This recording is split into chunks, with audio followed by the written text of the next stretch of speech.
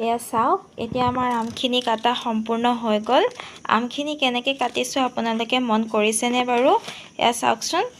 দেখিছে এই আমৰ যে এই যে বাহটো যে এই বাহটো ৰখাই পেলাই মানে আচাৰ বনালে খুব সুন্দৰ হয় খাবলৈ হয়তো কিছুমানে এই বাহটো কাটিও আচাৰ বনায় আমি কিন্তু এই বাহটো দি আচাৰ বনাই খাই মানে খুব ভাল পাওঁ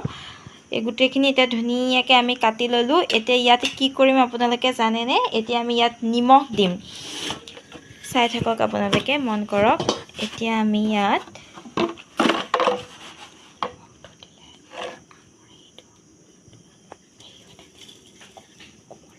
নিমখ ইয়াত কিছুমানে ধৰি লওক ভিনেগাৰো দি পেলাই এদিনতে বনায় আৰু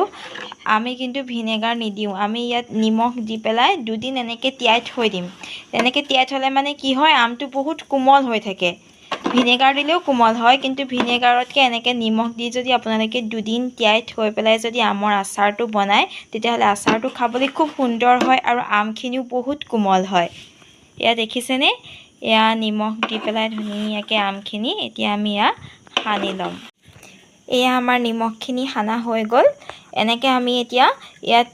নিমখখিনি সানি এই আমখিনি আমি এনেকৈ দুদিন ৰাখি থৈ দিম আপোনালোকে সম্পূৰ্ণৰূপে ভিডিঅ'টি চাই থাকিব যদি ভাল পায়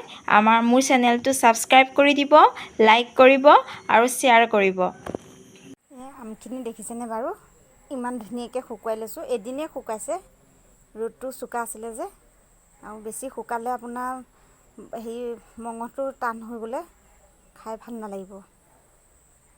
এইখিনি এতিয়া মই বৈয়ামত ভৰাম এতিয়া মোৰ কেৰাহীটো গৰম হ'ল এতিয়া দিম মছলা ধনিয়া অলপ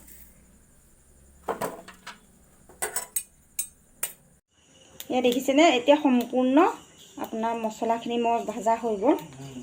এতিয়া মই গুড়ি কৰি ল'ম গেছটো এতিয়া অফ কৰি দিছোঁ